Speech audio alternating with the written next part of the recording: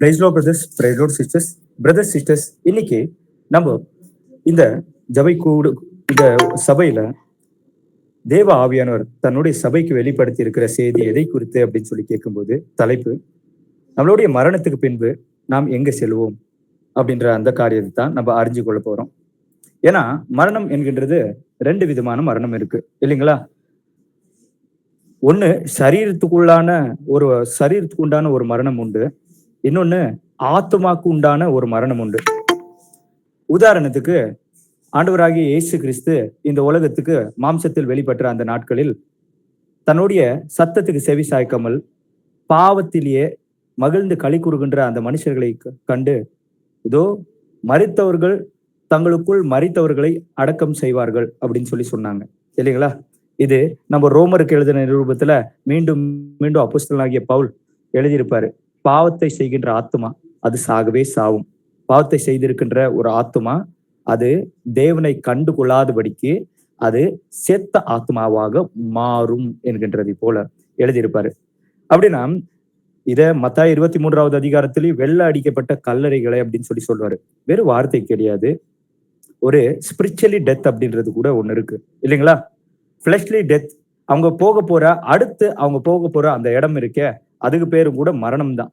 அவங்க மரணத்தின் பாதையை தேர்ந்தெடுத்து கொண்டு பாவத்துல மகிழ்ந்து இருக்கின்ற அந்த வாழ்க்கையை தேர்ந்தெடுக்கும் போது ஆண்டவர் அவங்கள பார்த்து, ஆல்ரெடி அவங்க மரிச்சிருக்கிறவங்க மரணத்தின் பாதையை தேர்ந்தெடுத்து கொண்டிருக்கிறாங்க, பாவத்துல இருக்கிறாங்க, பாவத்துல மகிழ்ந்து இருக்கிறாங்க, அதனால அவங்களுக்கு மரணம் உண்டாயிருக்கு.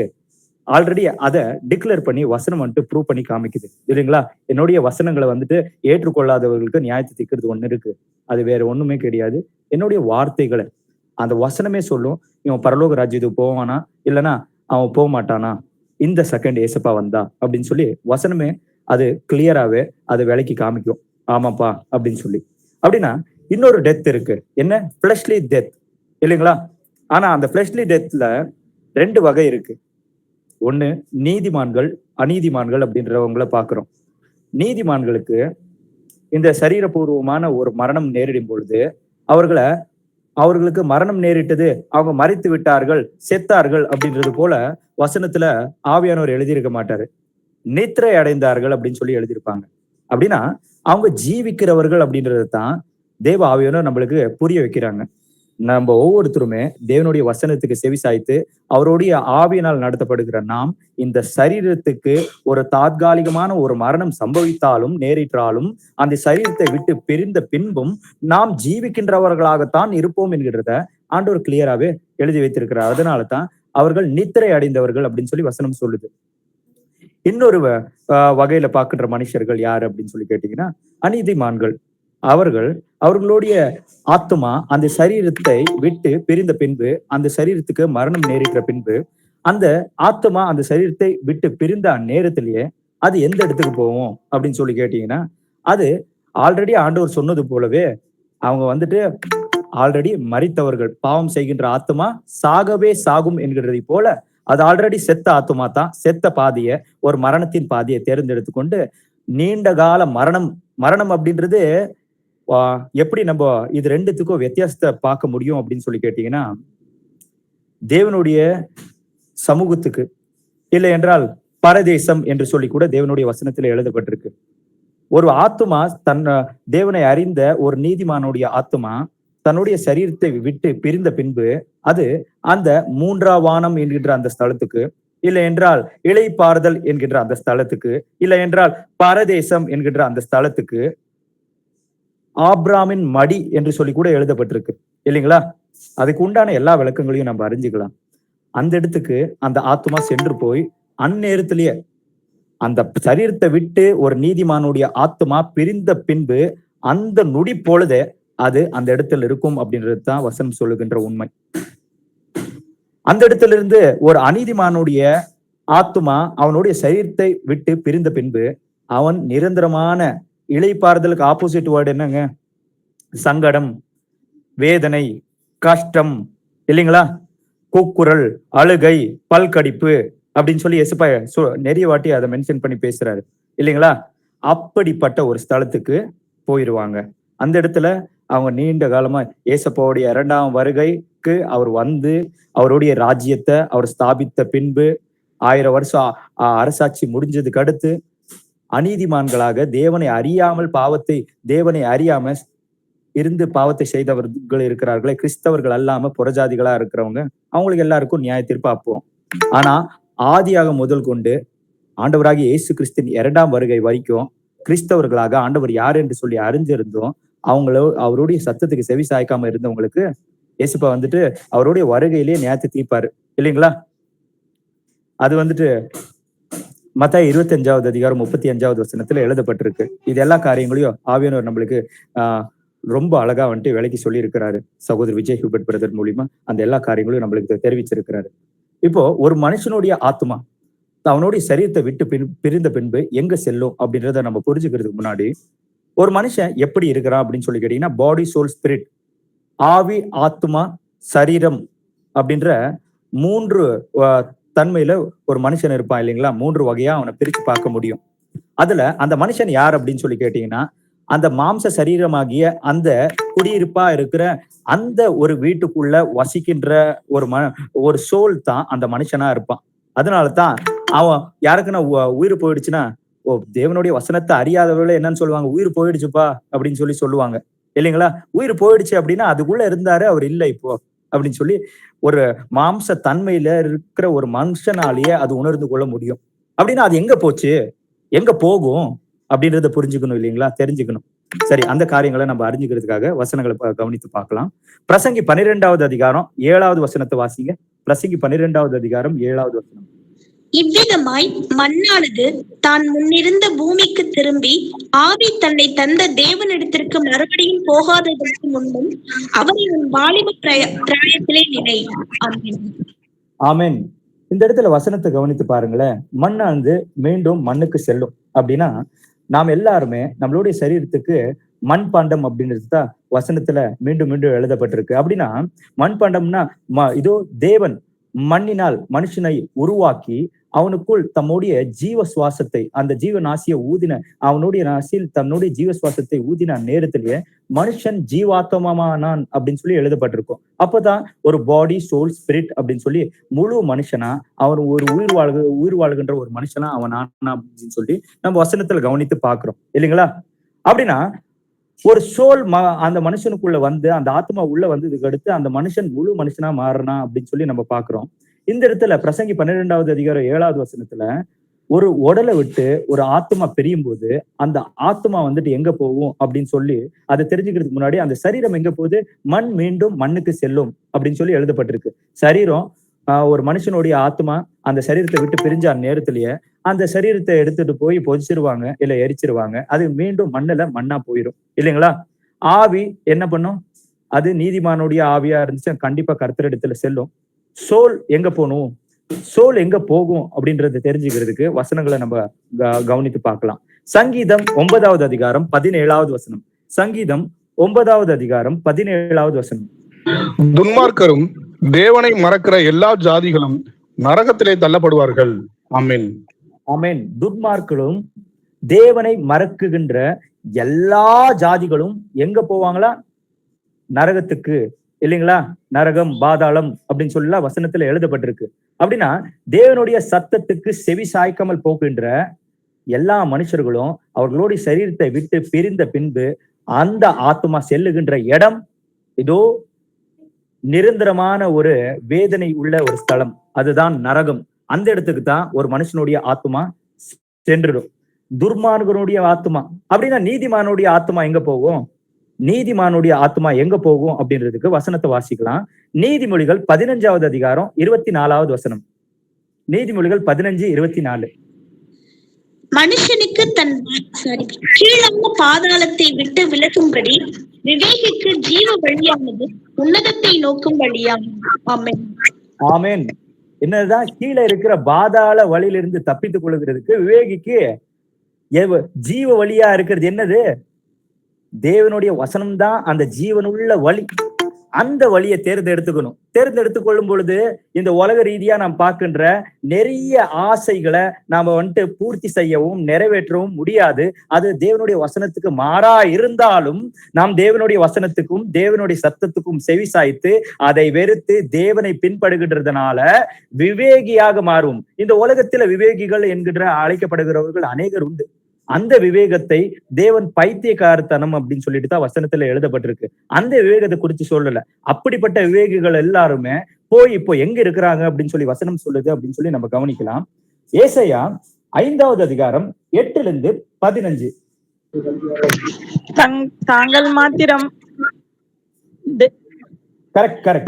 தாங்கள் மாத்திரம் தேசத்தின் நடுவில் வாசமா இருக்கும்படி மற்றவர்களுக்கு இடம் இல்லாமல் போகும் மட்டும் வீட்டோட வீட்டை சேர்த்து வயலோட வயலை கூட்டுகிறவர்களுக்கு ஐயோ.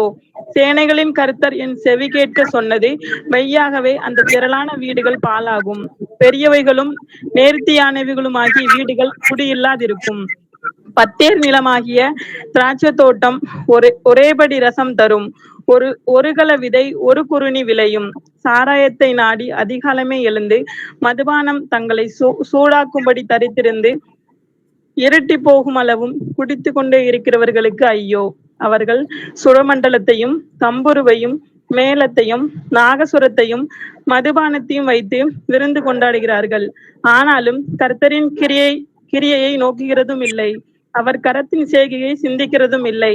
என் ஜனங்கள் அறிவில்லாமையினால் சிறைப்பட்டு போகிறார்கள். அவர்களில் கனமுள்ளவர்கள் பட்டினியினால் தொய்ந்து போகிறார்கள். அவர்களுடைய திரளான கூட்டத்தார் தாகத்தால் நாவறண்டு போகிறார்கள். அது நிமித்தம் பாதாளம் தன்னை விரிவாக்கி தன் வாயை ஆவென்று மட்டில்லாமல் திறந்தது. அவர்கள் மகிமையும் அவர்கள் திரள் கூட்டமும் அவர்கள் ஆடம்பரமும் அவர்களில் களி கூறுகிறவர்களும் அதற்குள் இறங்கி போவார்கள். சிறியவன் தாழ்த்தப்படுவான், பெரியவனும் தாழ்ச்சி அடைவான், மேட்டிமையானவர்களின் கண்கள் தாழ்ந்து போம். ஆமென். இந்த வசனத்திலேயே தேவனை அசட்டை செய்கின்றவர்களும் அந்த அசட்டை செய்கின்றதுக்கு உண்டான காரணங்களா இருக்கின்ற இந்த உலகத்தின் பிரயோஜனங்கள் என்கின்ற ஐஸ்வர்யமும் இந்த உலக மனுஷர்களால வருகின்ற புகழ்ச்சியும் என்கிறதுக்காக வீடுகள் மேல் வீடை கட்டி கொண்டு மற்றவர்களுக்கு ஸ்தலம் இல்லாதபடிக்கு தன்னை குறித்து மாத்திரமே யோசித்து கொண்டு தேவனுடைய வசனத்தை அசட்டை செய்த ஒரு கூட்டமும் இன்னொரு கூட்டம் இருந்தது. எப்படியாக சாயந்தரத்திலிருந்து காலை தொடங்கி சாயந்தரம் வரைக்குமே குடித்து கொண்டு வெறுத்து கொண்டு சினிமா பார்த்து கொண்டு ஏதோ நாட்டியங்களையும் வாத்தியங்களையும் கேட்டுக்கொண்டு அதில் மகிழ்ந்து கொண்டிருக்கின்ற ஒரு கூட்டம். அவர்களை முழுங்குபடியாக பாதாளம் என்று சொல்லி வாயை அகலமாக விரிக்கின்றதா. அப்படி என்றால் ஒரு துர்மார்கன் கர்த்தரை அசட்டை செய்கின்ற எப்படிப்பட்ட மனுஷனாக இருந்தாலும் அவனுடைய உடலை அவன் விட்டு பிரிந்த அந்நேரமே அவன் செல்லுகின்ற இடம் பாதாளம் என்று சொல்லி தேவனுடைய வசனம் சொல்லுகின்றது. ஆதலால் தேவனுடைய பிள்ளைகளாகிய நாம் நிச்சயமாக தேவனுடைய வசனத்துக்கு மாறாக எந்த காரியத்தில் நாங்கள் ஈடுபட்டிருந்தாலும் எங்களுடைய பாவ வழிகளை விட்டு அதற்காக மனஸ்தாபப்பட்டு தேவனிடத்தில் மனம் திரும்பினால் நிச்சயமாக, ஏனென்றால் இதை சிற்று நீர இன்பம் என்று சொல்லி தேவனுடைய வசனத்தில் எழுதப்பட்டிருக்கு. ஏசா சிற்று நேர இன்பத்துக்காக தேவனை அவன் அசட்டை செய்தான் இல்லைங்களா? சேஷ்ட புத்திர பாக்கியத்தினால எனக்கு கிடைக்க போற லாபம் என்ன? நித்திய ஜீவனை யாருப்பா பார்த்திருக்கிறாங்க? ஏசப்பாவோட 2ஆம் வருகையா? அப்பத்துல இருந்தாப்பா ஏசப்பாவோட 2ஆம் வருகையை குறிச்சு அப்போஸ்தலனாகிய பவுலே எழுதியிருக்கிறாரு. 1900 வருஷத்துக்கு முன்னாடில இருந்து அவருடைய 2ஆம் வருகையை பத்தி திருப்பி எழுதி வச்சிருக்காங்க. அப்ப இருக்கிறவங்களையும் வஞ்சிச்சுட்டாரு, அதுக்கடுத்து இருக்கிற மக்களையும் வஞ்சிச்சுட்டு தான் வந்துட்டு இருக்காங்க அப்படின்னு சொல்லி சொல்லுகிற சில கூட்டம் இருக்கத்தான் செய்யுது. ஆனா ஒருவேளை ஏன் மாம்சம் அப்படி பேசுதான்? ஏசப்பா நிச்சயமா நம்மளை வஞ்சிக்கிறவரா இருப்பாரா? அவர் சொல் மாறுகின்றவரா இருப்பாரா? சொல்லை நிறைவேற்றுகின்றவரா இருப்பாரா? ஆதியாக முதல் கொண்டு சில பேர் இப்படியாகவும் கேள்வி கேட்கின்ற சில மாம்சத்துக்குரிய சில போதர்களும் உண்டு.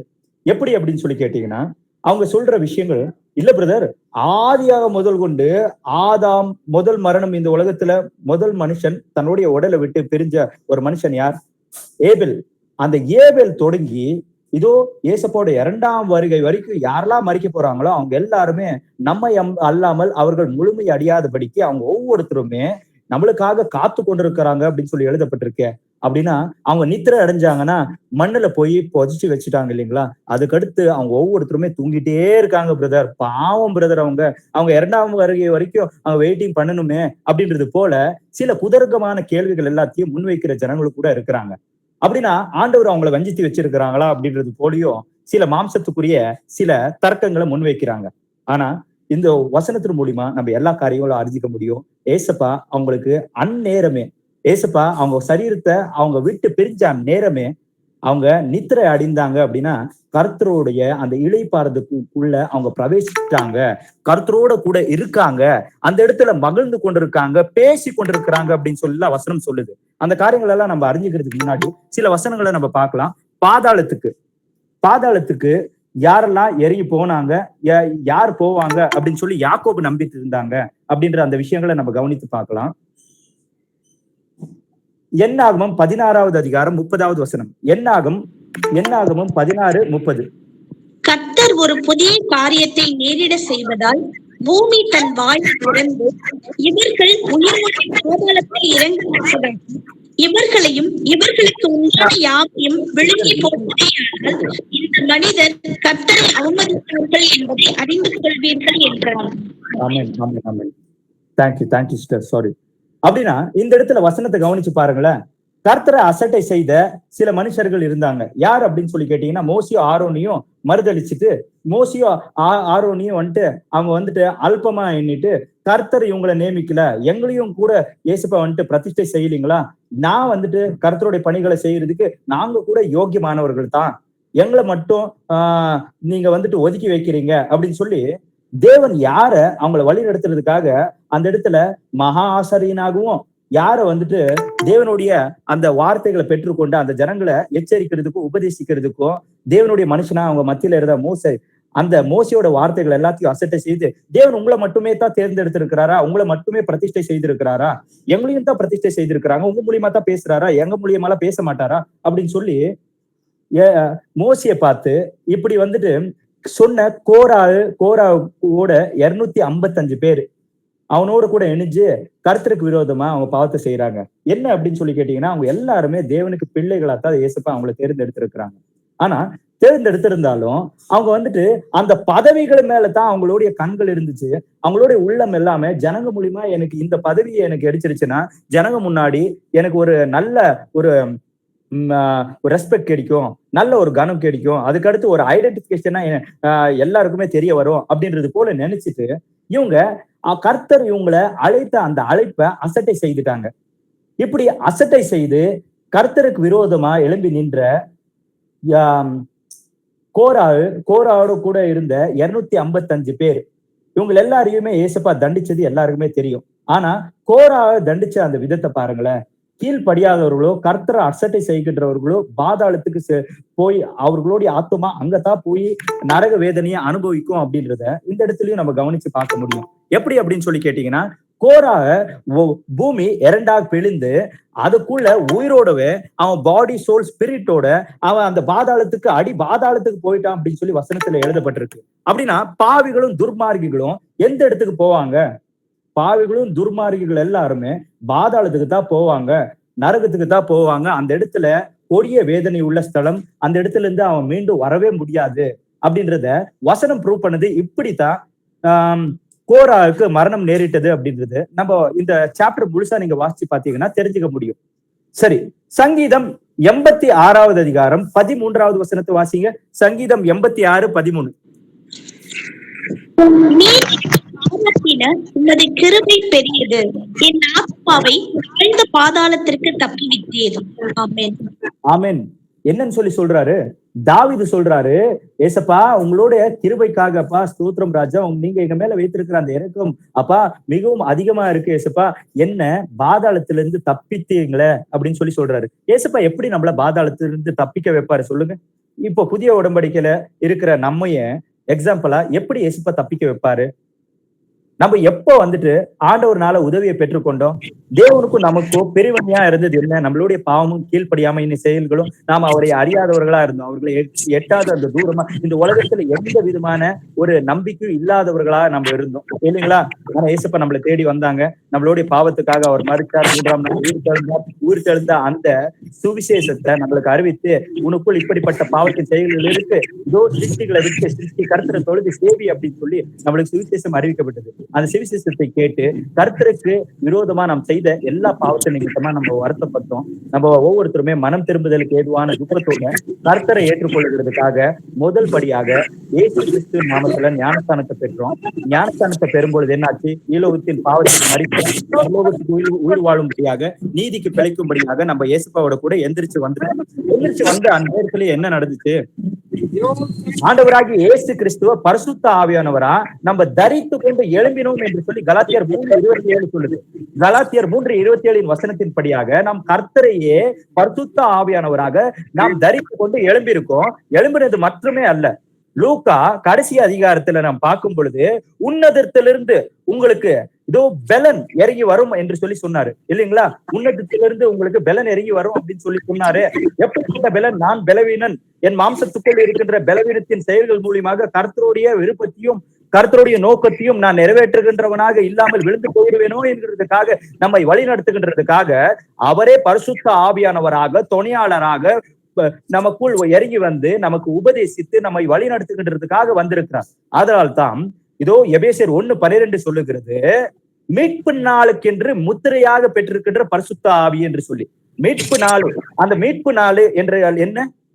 இந்த சரீரத்தை விட்டு நாம் பிரியும் பொழுது நாம் அவரோட கூட இருப்போம் என்று அப்போஸ்தலனாகிய பவுல் சொல்லுகிறான். நான் இந்த சரீரத்தை விட்டு பிரிந்தால் நான் அவரோட கூட இருப்பேன், அது பாக்கியமானது, அந்த பாக்கியத்துக்காக நான் காத்து கொண்டிருக்கிறேன் என்று சொல்லுகிறான். அவன் சொன்னது பொய்யா? அவன் சொன்னது பொய் கிடையாது. நிச்சயமாக அந்த சரீரத்தை விட்டு பிரிந்தான் நேரமே பவுல் ஆண்டவரோட கூட இணைந்திருந்திருப்பான்.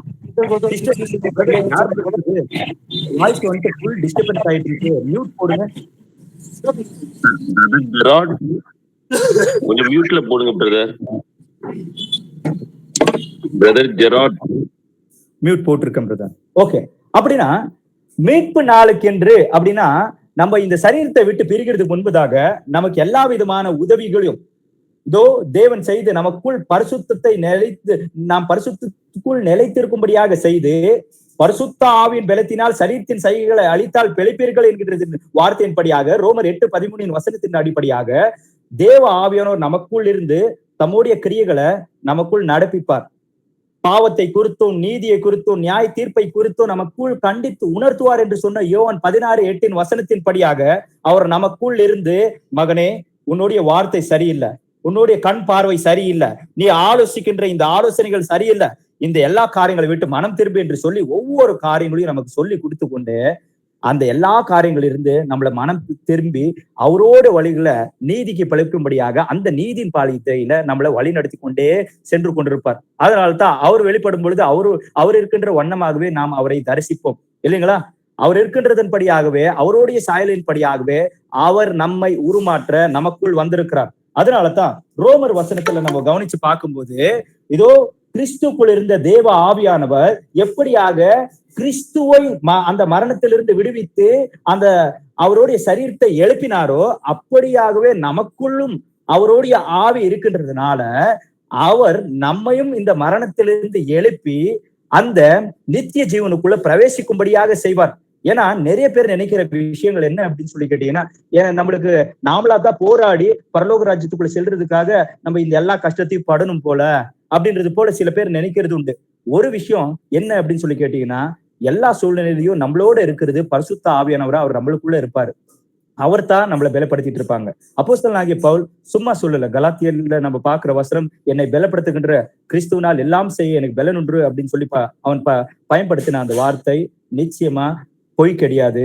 அது கிளியரா 100% அவனுக்குள்ள நிறைவேறின ஒண்ணு. அவனுக்குள்ள நிறைவேறினா நம்மளுக்குள்ளயோ அன்றாட வாழ்க்கையில நிறைவேறி கொண்டிருக்கும். இல்ல பிரதர், எனக்குள்ள நிறைவேறல, இப்போ வரைக்குமே எனக்குள்ள எந்த மாற்றமும் வரவே மாட்டேங்குது, எனக்குள்ள பாவத்திற்கு குறித்தோ அது மேல ஒரு கசப்பான எண்ணமே எனக்கு எழும்ப மாட்டேங்குது, நான் தவறு செஞ்சாலும் அது தவறு அப்படின்ற ஒரு குற்ற உணர்ச்சி மனசாட்சியே எனக்குள்ள வரமாட்டேங்குது. ஆரம்பத்துல இருந்துச்சு, ஆனா இப்ப இல்ல அப்படின்றது போல சில பேர் நினைக்கிறதா இருந்தா அதுக்கு காரணம் என்ன அப்படின்னு சொல்லி கேட்டீங்கன்னா, ஆரம்பத்துல இருந்து ஆவியானவர் சொல்லிட்டே வந்திருப்பாரு. அவருடைய வார்த்தைகளை நம்ம கேட்காம போகும் பொழுது அந்த பாவம் என்கின்ற அந்த செவர் நமக்கும் ஆவியானவருக்கும் நடுவுல நின்று இருக்கும். அப்படின்னா தேவனுக்கு விரோதமா எனக்குள்ள இருக்கின்ற அந்த பாவத்தின் செயல்கள் என்ன அப்படின்னு சொல்லி வசனத்தின் மூலியமா ஆண்டவர் சொல்லி காமிப்பாரு இல்லைங்களா? ஆவியானவர் வந்துட்டு நம்ம செவி சாய்க்கிற வரைக்கும் நம்மளுக்குள்ள இருந்து பேசுவாரு. நம்ம எப்ப செவி சாய்க்காம போயிருவோமோ அதுக்கடுத்து இயேசுப்பா யார் மூலியமா பேசுவாங்க? பழைய உடன்படிக்கையில பாக்குறோம், தாவீது கர்த்தருடைய ஆவியினால் நடத்தப்பட்டு கொண்டிருந்தான். அவன் பாவத்தை செய்த பின்பு அவனுக்கு தீர்க்கதரிசியா இருக்கிற நாத்தான் வந்து எச்சரிக்கிறான். சவுல் பாவத்தை செய்து கொண்டிருந்தான். தேவனுடைய ஆவியினால் நடத்தப்படுகின்ற ஒரு மனுஷனா இருந்தவன் பாவத்தை செய்து தேவ ஆவியானவருக்கும் அவனுக்கும் பிரிவினை உண்டான பொழுது தேவனுடைய மனுஷர்கள் மூலியமாகத்தான் அவனுக்கு எச்சரிப்பு என்கிறது கிடைத்தது. ஒருவேளை அவன் மனம் கசந்து அழுந்து தேவன்கிட்ட மனம் திரும்புதலுக்கு ஏதுவான ஒரு துக்கத்தோட பாவங்களை அறிக்கையிட்டு மனம் திரும்பிருந்தா நிச்சயமா கர்த்தர் இரக்கம் உள்ளவர் இல்லைங்களா? ஆனாலும் குறிப்பிட்ட காலத்தை அவர் நிர்ணயித்து வைத்திருப்பார். நம்ம வெளிப்படுத்தல் புத்தகத்துல பாக்குறோம், மனம் திரும்புறதுக்கு அவளுக்கு தவணையை கொடுத்தேன் அப்படின்னு சொல்லி நம்மளுக்கும் தவணையை கொடுப்பாரு. அந்த தவணை காலத்துக்குள்ள நம்ம மனம் திரும்பாம போனோம் அப்படின்னு சொன்னா என்ன ஆகும்? நம்ம ரெவலேஷன்ல 2வது அதிகாரம் 7வது வசனத்துல பாக்குறோம். வெளிப்படுத்தல் 2:7 இதோ உன்னுடைய அந்த விளக்கு தண்டை உன்னுடைய ஸ்தலத்திலிருந்து எடுத்து போடுவேன் அப்படின்னு சொல்லி சொல்றாரு. விளக்கு தண்டு அப்படின்னு சொன்னா என்ன? விளக்கு தண்டு அப்படின்னு சொன்னா அந்த தீபஸ்தம்பம் வேற ஒண்ணுமே கிடையாது. இதோ பரிசுத்த ஆவியானவரை நம்மளுக்கிட்ட இருந்து எடுத்து போட்டுருவாரு. சவுலை விட்டு பரிசுத்த ஆவியானவர் விட்டு போனது போல நாமளும் கீழ்ப்படியாம அவர் அசட்டை செய்து கொண்டு அவர் வேதனை படுத்தி கொண்டே இருந்தா ஆவியை அவித்து போடாதிருங்கள் அப்படின்னு சொல்லி கூட வசனத்துல எழுதப்பட்டிருக்கு 1 தெசலோனியர்ல இல்லைங்களா? அப்படியாகத்தான் நம்ம ஆவியை அவித்து போடுகிறவர்களா நம்ம மாறிடுவோம். அப்படின்னா மீட்பு நாளுக்கு என்று முத்திரையா பெற்றிருக்கிறவரே நம்ம இழந்துட்டோம் அப்படின்னா நம்ம எப்படி வந்துட்டு ரட்சிப்பை பெற்றுக்கொள்ள முடியும்? உங்க வாயிலிருந்து எந்த விதமான கெட்ட வார்த்தைகள் புறப்படல் ஆகாது அப்படின்னு சொல்லி எபேசியர்ல வசனம் சொல்லுது.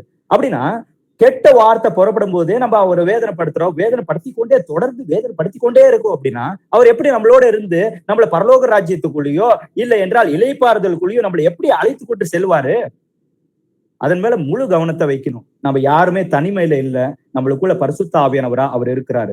ஏசப்பா அவர் சொல்லியிருக்காரு, நான் உங்களை தனிமையில் விடேன், இதோ நான் மீண்டும் உங்களிடத்தில் வருவேன். இந்த உலகம் என்னை காணாமலும் இதோ என்னுடைய வசனங்களை கேட்டு அதை உணராமலும் இருக்கிறதுனால இதோ அது என்னை வந்துட்டு காணாது, ஆனா நீங்க என்னை காண்பீர்கள் அப்படின்னு சொல்லி இருக்கிறாரு. அதன்படியாகவே அவரை காணும்படியாக அவர் நம்மளுடைய இருதயத்துக்குள்ள இறங்கி வந்திருக்கிறாங்க. ஆண்டவராக இயேசு கிறிஸ்துவ நாமத்துல யாரெல்லாம் ஞானஸ்தானத்தை பெற்றிருக்கிறாங்களோ அவங்க ஒவ்வொருத்தருக்குள்ளேயும் ஏசப்பா பரிசுத்த ஆவியானவரா இறங்கி வந்திருக்கிறாரு.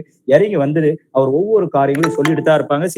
சில வாட்டி வந்துட்டு சில நேரங்கள்ல நம்மளுடைய ஆசைகள் வேறையா இருக்கும். ஆனா பரிசுத்த ஆவியானவர் வசனத்தை வைத்து இந்த காரியம் வேண்டாம்ப்பா, இதை வேண்டாம், இதை இப்போதைக்கு இதை அப்படியே விட்டுரு அப்படின்னு சொன்னா நம்ம சின்ன வயசுல இருந்து ஒரு பெரிய அதுக்காக ஒரு பெரிய எஸ்டிமேட் வச்சிருப்போம்னு சொல்லி வச்சுக்கோங்களேன். அதுக்காக நம்ம வந்துட்டு வசனங்களை தேட ஆரம்பிப்போம். எங்கன்னா கேப் ஹோல் இருக்கா, எங்கன்னா நான் தப்பிச்சு என் ஆசையை நிறைவேற்றிருக்கிறதுக்கு அப்படின்னு சொல்லி நம்ம நடக்கும்போது கூட நம்ம யாரு போல பிலியாம் இருக்கிறான் இல்லைங்களா? பரிசுத்த ஆவியினால நடத்தப்பட்டு கொண்டுதான் இருந்தான். ஆனா அவன் ஆசையை நிறைவேற்றிக்கொள்ள எங்கன்னா ஒரு வகை இருக்கா அப்படின்னு சொல்லி வகையை தேடினா அதுக்கு அடுத்து கர்த்தராலேயே சங்கரிக்கப்பட்டான் இல்லைங்களா? அந்த நிலைமை தான் நம்மளுக்கும் நேரிட்டுரும். அதனால தேவன் நம்மளை எச்சரிக்கும் பொழுது இப்பொழுதே அப்படின்றது போலதான் இதுதான் ரட்சிப்பின் நாள் அப்படின்றது போல நம்ம மனம் திரும்பிடணும். ஏன்னா நாட்கள் பொல்லாதவைகளா இருக்கு. அதனால நாட்கள் சமீபமா இருக்கு. ஆண்டவராகிய இயேசு கிறிஸ்து சீக்கிரமா வரப்போறார். அப்படின்னா நம்மளுடைய ஆத்மா ரட்சிக்கப்படணும். ஏன் அப்படின்னு சொல்லி கேட்டீங்கன்னா 1 சாமுவேல் 2வது அதிகாரம் 6வது வசனத்தை வாசிங்க. 1 சாமுவேல் 2வது அதிகாரம் 6வது வசனம்.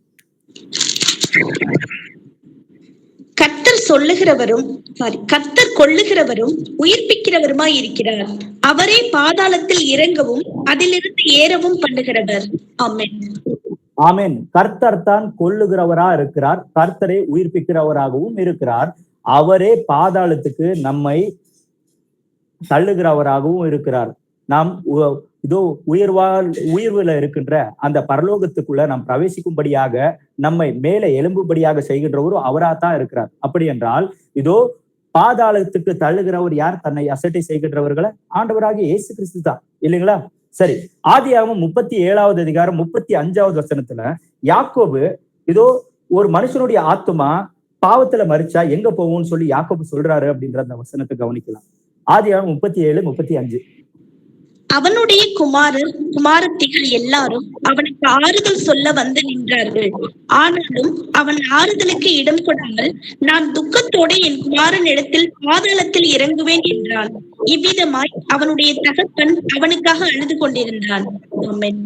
ஆமென். இந்த இடத்துல என்ன நடந்துச்சு அப்படின்னு சொல்லி பாருங்களேன். இங்க யாக்கோபுடைய செல்ல மகனா இருக்கிற யோசேப்ப தன்னுடைய சகோதரர் யாக்கோபுடைய இன்னும் 11 பிள்ளைங்க இருக்காங்க இல்லைங்களா, அவங்க எல்லாருமே சேர்ந்து என்ன பண்ணுவாங்க, யோசேப்பு மேல வந்துட்டு மிகவும் அவங்க பகையை வச்சுட்டு அவனை வந்துட்டு எகிப்துக்கு அடிமையா வித்துருவாங்க. வித்துட்டு அதுக்கடுத்து அவங்க தகப்புங்கிட்ட போய் அதை சொல்லணும் இல்லைங்களா, எப்படி சொல்றது, அவன் செத்துட்டா அப்படின்னு சொல்லலாம் அப்படின்னு சொல்லி எல்லாருமே பேசிட்டு அவங்க போய் அவங்க தகப்பன் கிட்ட போய் சொல்றாங்க, இல்லப்பா அவன் எங்களை பார்க்க வரும்போது ஏதோ ஒரு மிருகம் வந்து அவனை அடிச்சு போட்டுடுச்சு, அதனால செத்துட்டான், பாருங்க அவனுடைய வஸ்திரத்துல ரத்தம் பாருங்க அப்படின்னு சொல்லி அவனுடைய வஸ்திரத்தை எடுத்து காமிப்பாங்க.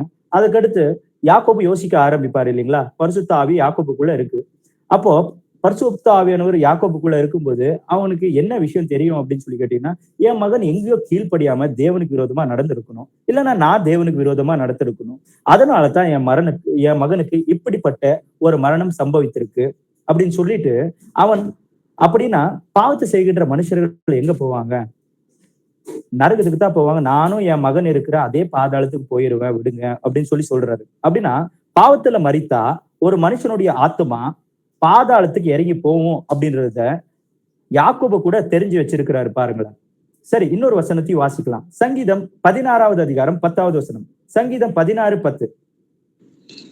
என் ஆத்துமாவை பாதாளத்தில் விடீர், உம்முடைய பரிசுத்தவானை காண விட்டீர். ஆமென். ஆமென். இதோ என் ஆத்துமாவை நீர் பாதாளத்தில் விடீர் அப்படின்னு சொல்லி வசனத்துல எழுதப்பட்டிருக்கே, இது யாருக்காக எழுதப்பட்ட ஒரு வசனம்? ஆண்டவராகிய இயேசு கிறிஸ்து 2ஆம் வருகையில் முதல் வருகையில வரும் பொழுது அவர் வந்து நம்மளுடைய பாவத்துக்காக மரித்த பின்பு அவருடைய சரீரம் எங்க இருக்காது? பாதாளத்துக்குள்ள அவர் சரீரமா இருக்கட்டும், அவருடைய ஆத்மாவா இருக்கட்டும், பாதாளத்துக்குள்ள இருக்காது, அதுக்குள்ள அவர் இருக்கிறதுக்கு விட மாட்டாரு அப்படின்றது தான் வசனத்திலே எழுதப்பட்டிருக்கு இல்லைங்களா. அதன்படியாகவே ஏசப்பா பாதாளத்துக்கு போனாரா மரிச்சதுக்கு அடுத்து? இல்லைன்னா இந்த வசனத்தின்படி அவர் வந்துட்டு அவருடைய சரீரத்தை அவருடைய ஆத்மா விட்டு பிரிந்த பின்பு அவருடைய ஆத்மா எங்க போச்சு அப்படின்றத வசனத்துல அறிஞ்சுக்கலாம். அப்போஸ்தலர் 2:31 வாசிங்க. அப்போஸ்தலர் 2:31. அவன் கிறிஸ்துவினுடைய ஆத்துமா பாதாளத்திலே விடப்படுவதில்லை என்றும் அவருடைய மாம்சம் அழிவை காண்பதில்லை என்றும் முன்னறிந்து அவர் உயிர்த்தெழுதலை குறித்து இப்படி சொன்னான். ஆமென். பாருங்களேன், ஏசப்பாவுடைய ஆத்துமா எங்க? பாதாளத்துல இறங்குவதில்லை, அங்க விடப்படுவதில்லை அப்படின்னு சொல்லி வசனம் சொல்லுது இல்லைங்களா.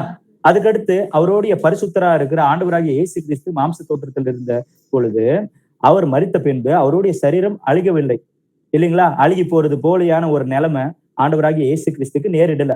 ஆனா எபேசியர் 4வது அதிகாரம் 9வது வசனத்தை வச்சுட்டு சில பேர் என்னன்னு சொல்றாங்கன்னா, இல்ல ஆண்டவராகிய இயேசு கிறிஸ்துவோடைய ஆத்மா பாதாளத்துக்கு போய் இறங்கி போய் அங்க பாதாளத்துல இருக்கிற நிறைய ஆத்மாக்களுக்கு போய் சுவிசேஷத்தை அறிவிச்சுட்டு வந்தாரு அப்படின்னு சொல்லி சில பேர் சொல்றாங்க. அது உண்மையா அப்படின்ற காரியங்களையும் நம்ம தெரிஞ்சுக்கலாம். எபேசியர் 4வது அதிகாரம் 9வது வசனத்தை வாசிங்க. எபேசியர் 4:9. ஏறினார் என்பதினாலே அவர் அதற்கு முன்னே பூமியின் தாழ்விடங்களில் இறங்கினார் என்று விளங்குகிறது அல்லவா. ஆமென். ஆமென். ஏறினார் என்னும் பொழுது இதோ அவர் அந்த பாதாளத்துக்குள்ள இறங்கினார் அப்படின்னு சொல்லி கூட எழுதப்பட்டிருக்கு இல்லையா. அப்படி ஆயிடுச்சு இல்லைங்களா அப்படின்னு சொல்லி இந்த இடத்துல வசனத்துல எழுதப்பட்டிருக்கு. அதற்கு முன்பே அவருடைய அந்த ஆத்மா பாதாளத்துல இறங்கிடுச்சு இல்லைங்களா அப்படின்றது போல இந்த இடத்துல எழுதப்பட்டிருக்கு இல்லைங்களா. இப்படித்தான் அவங்க அந்த விஷயத்தை எக்ஸ்பிளைன் பண்ணிட்டு ஏசப்பா வந்துட்டு பாதாளத்துக்கு இறங்கி போயிருந்தாரு, அவர் இறங்கி போய் அங்க இருக்கிறவங்களுக்கு சுவிசேஷத்தை அறிவிச்சாரு, செகண்ட் சான்ஸ் இருக்கு அப்படின்னு சொல்லி சில கள்ள போதகர்கள் 1 பேதுரு 3வது அதிகாரம் 18-20 வசனத்தை வச்சுட்டு உபதேசிக்கிறாங்க. அந்த வசனத்தை வாசிங்களேன். 1 பேதுரு 3வது அதிகாரம் 18-20. ஏனெனில் கிறிஸ்துவும் நம்மை தேவனிடத்தில் சேர்க்கும்படி அநீதி உள்ளவர்களுக்கு பதிலாக நீதி உள்ளவராய் பாவங்களை நிமித்தம் ஒரு தரம் பாடுபட்டார். அவர் மாம்சத்திலே கொலையுண்டு ஆவியிலே உயிர்ப்பிக்கப்பட்டார். அந்த ஆவியிலே அவர் காவலில் உள்ள ஆவிகளுக்கு பிரசங்கித்தார். அந்த ஆவிகள் உலகத்திலே நோவா பேழையை நாட்களிலே தேவன் நீடிய பொறுமையோட காத்திருந்த போது கீழ்ப்படியாமல் போனவைகள். அந்த பேழையிலே சிலராகி 8 பேர் மாத்திரம் பிரவேசித்து ஜலத்தினாலே காக்கப்பட்டார்கள். ஆமென். இந்த இடத்துல பாருங்களேன், ஏசுப்பா நீதிமானா இருந்து அநீதிமான்களுக்காக அவர் தன்னுடைய ஜீவனை கொடுத்து அவர் மரித்த பின்பு அவர் சரீரத்துல மரித்தார், ஆவியில் உயிர்த்தார் அப்படின்னு சொல்லி எழுதப்பட்டிருக்கு இல்லைங்களா? ஏசுப்பா மரிச்சு உயிர்க்கும் பொழுது எப்படி உயிர்த்தார் அப்படின்னு சொல்லி நம்ம எல்லாருக்குமே தெரியும். அதே சரீரம் மீண்டும் மாம்சமுள்ள சரீரமாக, ஒரு மகிமையின் சரீரமாக, ஆவிக்குரிய சரீரமாக அது மாறி அவர் எழும்பி வந்தாரு அப்படின்னு சொல்லி இந்த இடத்துல எழுதப்பட்டிருக்கு. அதுக்கடுத்து அவர் சரீர சம்பந்தத்துல அவங்க அவர் ஆவியில் எழும்பி அவர் எங்க போனாரா?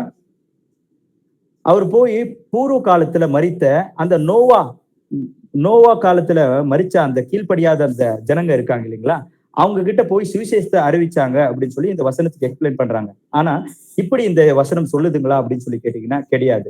ஆண்டவராகிய இயேசு கிறிஸ்து அநீதிமான்களுக்காக அவர் நீதிமானா இருக்கின்ற அந்த தேவன் மரித்து அவர் சரீரத்துல மரித்து ஆவியில உயிர்த்தாரு. உயிர்த்த பின்பு அவர் பரலோக ராஜ்யத்துக்கு அவரு தன்னுடைய அந்த மகிமின் சரீரத்தோட பரலோக ராஜ்யத்துக்கு போனது வசனத்துல எழுதப்பட்டிருக்கு இல்லைங்களா?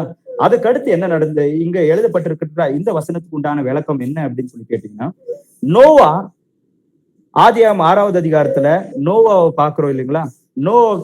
நோவா 100 வருஷம் அவன் சுவிசேஷத்தை அறிவிக்கிறான். அவனுடைய 500 வயசு இருக்கும்போது அவனுக்கு கர்த்தர் தரிசனத்தை கொடுக்குறாங்க, அவங்க கிட்ட பேசுறாங்க. பேசினதுக்கு அடுத்து நோவா பேழையை கட்ட ஆரம்பிக்கிறான். கிட்டத்தட்ட அவன் பேழையை கட்டுகின்ற அந்த கட்டி முடிக்கிற காலம் வரைக்கும், ஜலப்பிரளய நேரு வரைக்குமே அவன் சுவிசேஷத்தை அறிவிச்சிட்டு இருந்தான். சுவிசேஷத்தை அறிவிக்கும் போது அங்க நிறைய ஆத்துமாக்கள், அந்த மனுஷர்கள் யாருமே அந்த நோவா பேழையை கட்டும்போது அழிஞ்சு போன அந்த ஆத்துமாக்கள் ஆத்துமாக்கள் அப்படின்னா அந்த மனுஷர்கள் தேவனுடைய சத்தத்துக்கு செவி சாய்க்காம அவங்க போனதுனாலதான் அவங்க பாதாளத்துக்கு இறங்கி போயிட்டாங்க. ஆனா ஏசப்பா இந்த இடத்துல பாதாளத்துக்கு போய் சுவிசேஷத்தை அறிவிச்சாங்க அப்படின்னு சொல்லி எழுதப்படல. நோவாக்குள்ள ஏசப்பா பரிசுத்த ஆவியானவரா இருந்தாரு இல்லைங்களா?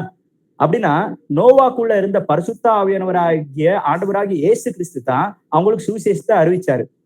இது எப்படி பிரதர் எடுத்துக்கிறது அப்படின்னு சொல்லி கேட்டீங்கன்னா, அப்போஸ்தலனாகிய பவுல் சொல்றாரு இல்லைங்களா, என் வாய் வார்த்தையின் மூலியமாகவும் என் கைகள் மூலியமாகவும் ஆண்டவராகிய இயேசு கிறிஸ்து நடப்பித்த காரியங்களே அல்லாம வேற எது சொல்றதுக்கும் எனக்கு தைரியம் இல்லப்பா அப்படின்றான். அப்படின்னா சுவிசேஷத்தை அறிவிச்சது அவரு, அங்க அற்புதங்களும் அடியாளங்களை செய்தது அவரு, நான் கிடையாது அப்படின்றாரு. அப்படிதான் அதை எடுத்துக்கணும். அப்படின்னா நோவா மூலியமா பரிசுத்த ஆவியானவராக, நோவாக்குள்ள இருந்த பரிசுத்த ஆவியானவராக இருந்த ஆண்டவராகிய இயேசு கிறிஸ்து நோவா காலத்துல வெள்ளத்துல அழிந்து போன அந்த மனுஷர்களுக்கு சுவிசேஷத்தை அறிவிச்சாரு. அறிவிக்கும் பொழுது அந்த ஆத்மாக்கள் தேவனுடைய சத்தத்துக்கு செவி சாய்க்காம அவங்க அசட்டை செய்து அவங்க மேல ஒரு பெரிய உக்ர தண்டனை இறங்கி வந்துச்சு. அவங்க சரீரத்திலயும் அவங்க ஒரு கொடிய மரணத்தை அனுபவிச்சாங்க. அதுக்கடுத்து அவர்களுடைய ஆத்மாக்களும் இப்போ வரைக்குமே நரக வேதனையை அனுபவிச்சுட்டு இருக்கு அப்படின்னு சொல்லி வசனம் சொல்லுது. சரி, அப்படின்னா ஏசப்பா பாதாளத்துக்கு அவரு பரலோகத்துக்கு ஏறினார் அப்படின்னா ஏதோ தாழ்வான இடத்துக்கும் இறங்கினார் அப்படின்னு சொல்லி சொன்னது போல ஆயிடுச்சு இல்லைங்களா அப்படின்னு சொல்லி எபேசியர் 4வது அதிகாரம் 9வது வசனம் சொல்லுகின்ற அந்த விஷயம் எப்படி பிரதர் அப்படின்னு சொல்லி கேட்டீங்கன்னா, ஏசப்பா யாரா இருக்காரு அப்படின்றத நம்ம புரிஞ்சுக்கணும். சங்கீதம் 139வது அதிகாரம் 8வது வசனம். சங்கீதம் 139வது அதிகாரம் 8வது வசனம். நான் வானத்திற்கு ஏறினாலும் நீர் அங்கே இருக்கிறீர், பாதாளத்தில் படுக்கை போட்டாலும் நீர் அங்கேயும் இருக்கிறீர். ஆமென். ஆமென். ஏசப்பா யாரா இருக்கிறாரு? சகல லோகத்தையும் அவர் நிரம்பியிருக்கின்றவரா இருக்கிறார் இல்லைங்களா? அவர் நம் உன்னதத்துக்கு ஏறினால் அங்கேயும் ஆண்டவராகிய இயேசு கிறிஸ்து இருக்கிறார். தாழ்வான இடத்துக்கு இறங்கினால் அந்த இடத்துக்கும் பாதாளத்திலும் ஆண்டவர் இருக்கிறார் அப்படின்னு சொல்லி வசனம் சொல்லுது. எப்படியாகத்தான் சகல லோகத்தையும் அவர் நிரம்பியிருக்கிறவரா இருக்கிறார். சரி, யோபு 7வது அதிகாரம் 9வது வசனத்தை வாசிங்க. யோபு 7வது அதிகாரம் 9வது வசனம். மேகம் பறந்து போகிறது போல பாதாளத்தில் இறங்குகிறவன் இனி ஏறி வரான். ஆமென். ஆமென். மேகம் எப்படி வந்துட்டு இதோ இல்லாம அப்படியே மாயமா போயிருமோ அது போலதான் பாதாளத்துக்கு இறங்குறவன் திருப்பியும் மேல இறங்கி வரமாட்டான், மேல ஏறி வரமாட்டான். அவன் பாதாளத்திலேயே தான் இருக்க போறான். ஆண்டவராகிய இயேசு கிறிஸ்து அவருடைய 2ஆம் வருகைக்கு அடுத்து நியாயத்தை தீர்த்து அவங்கள தீக்கரை அப்படின்றதுக்கு அவங்க உள்ளாகும்படியாக நியாய தீர்த்துருவாரு. ஆல்ரெடி அவங்களுக்கு நியாய தீர்க்கப்பட்டிருக்கு. அவங்க அந்த இருட்டு அறை, பாதாளம், நரகம் அப்படின்னு சொல்லி அழைக்கப்படுகிற அந்த இடத்துல அவங்க வந்துட்டு வேதனைப்பட்டு கொண்டுதான் இருக்கிறாங்க. அந்த இடத்துக்கு நம்ம யாருமே போயிடக்கூடாது. ஒரு மனுஷனுடைய ஆத்மா ஒரு கீழ்ப்படியா தேவனை அறிஞ்சிருக்கிற ஒரு மனுஷன் தேவனுடைய சத்தத்துக்கு செவி சாய்க்காம அவர் அசட்டை செய்து கொண்டே இருந்து அவனுடைய சரீரத்தை விட்டு அந்த ஆத்மா பிரிஞ்ச அந்நேரமே அந்த ஆத்மா போற இடம் இந்த இடம் தான். அப்படின்னா செகண்ட் சான்ஸ் இல்லைங்களா அப்படின்னா இல்ல அப்படின்னு சொல்லி யோபு 7வது அதிகாரம் 9வது வசனமும் சொல்லுது. அதுக்கடுத்து நம்ம எபிரேயர்ல கூட வசனத்தால வாசிச்சிருக்கோம் இல்லைங்களா? எபிரேயர் 9வது அதிகாரம் 27வது வசனத்தை வாசிங்க. 9:27. அன்றியும் ஒரே தரம் மரிப்பதும் பின்பு நியாயம் தீர்ப்படைவதும் மனுஷருக்கு நியமிக்கப்பட்டிருக்கபடியே. ஆமென். ஆமென். அன்றியும் ஒரே தரம் மரிப்பதும் பின்பு நியாய தீர்ப்பு அடைவது. அவ்வளவுதான். 2வது சான்ஸ் அப்படின்றது யாருக்குமே கிடையாது. இந்த உலகத்துல எதெல்லாம் அடியணும் அப்படின்னு சொல்லி ஆண்டவரை நம்ம அதுக்காக வைத்துக் கொண்டிருக்கிறோம் அப்படின்னு சொல்லி இருந்தா நிச்சயமா நம்மளுடைய எக்ஸ்பெக்டேஷன் எப்போ சேஞ்ச் ஆகுமோ அப்போ நம்ம பிஹேவியர் சேஞ்ச் ஆகும். பிஹேவியர் அப்படின்றது நம்மளுடைய எக்ஸ்பெக்டேஷனை பொறுத்து தான். எப்பவும் நம்மளோட எக்ஸ்பெக்டேஷன் அப்படின்றது ஒரே ஒரு விஷயமா தான் இருக்கணும். என்ன அப்படின்னு சொல்லி கேட்டீங்கன்னா அது பரலோக ராஜ்யம். ஏன்னா ஆண்டவராகிய இயேசு கிறிஸ்து பார்க்கும்போது மகனே மகளே அப்படின்னு சொல்லி அழைக்கணும். நம்ம ஆதியாகமம் 6வது அதிகாரத்துல பாக்குறோம். மனுஷர்களுடைய இருதயத்தை இயேசுப்ப பார்க்கும்போது அவர்களுடைய இருதயத்தின் நினைவுகள் எல்லாம் நித்தமும் பொல்லாதவைகளா இருக்கிறது என்று சொல்லி கர்த்தர் கண்டு மனுஷனை உண்டாகிறது நிமித்தமா அவருடைய இருதயத்துல மனஸ்தாபப்பட்டார் அப்படின்னு சொல்லி எழுதப்பட்டிருக்கு. அப்படி அவரை மனஸ்தாபம் அடையாதபடிக்கு நான் அவரை சந்தோஷப்படுத்துற பிள்ளையா இருக்கணும். என் நேரத்திலேயா இருக்கட்டும் நான் ஏசப்பாவை சந்தோஷப்படுத்துற பிள்ளையா இருக்கணும். கிட்டத்தட்ட எரேமியாவை பாக்குறோம் இல்லைங்களா? அவன் சொல்றது யாருமே கேட்க மாட்டேங்கிறாங்க. அவனு மேலேயே வந்துட்டு சொல்றவனுக்கே விரோதமா நிறைய பேர் அவனுக்கு விரோதமா அவனை எப்படி கொல்லலாம், எப்படி அவனை சிறையில போட்டு அவனை தண்டிக்கலாம், அவன் வாயை எப்படி கட்டலாம் அப்படின்னு சொல்லி எவ்வளவு முயற்சிகள் எடுக்கிறாங்க இல்லைங்களா? ஏசுப்பா என்னன்னு சொல்றாங்க? நான் உன்னை வெண்கலத்தின் கதவை போல வச்சிருக்கப்பா, இரும்பு தூணை போல வச்சிருக்கப்பா. அவங்க உனக்கு விரோதமா யுத்தத்தை செய்வாங்க, ஆனா ஒண்ணுமே செய்ய முடியாது. நம்மளோட நிலைமையும் அப்படிதான். யாருமே நம்மளுக்கு விரோதமா எதுவுமே பண்ண முடியாது பிரதர்ஸ். ஆண்டவராகிய இயேசு கிறிஸ்து அவர் நம்மை அவருடைய பிள்ளையாக தேர்ந்தெடுத்து கொண்டிருக்கிறார். அவர் மீட்பு நாளுக்கு என்று முத்திரையாகவும் நம்ம மேல இறங்கி வந்திருக்கிறாரு. அவரை நம்ம அசட்டை செய்தோம், அவர் நம்மளை விட்டு போயிட்டாருன்னா நிச்சயமா நம்ம பரலோக ராஜ்யத்துக்குள்ள மீண்டும் பிரவேசிக்க முடியாது. பரலோக ராஜ்யத்துக்குள்ள பிரவேசிக்க முடியாதுன்னா பாதாளத்துக்கு இறங்கி போனவங்க கூட திருப்பி வரமாட்டான் அப்படின்னு சொல்லி வசனத்துல பார்த்தோம். சரி, சங்கீதம் 55:15 வாசிங்க. சங்கீதம் 55:15. மரணம் அவர்களை தொடர்ந்து பிடிப்பதாக, அவர்கள் உயிரோடே பாதாளத்தில் இறங்குவார்களாக.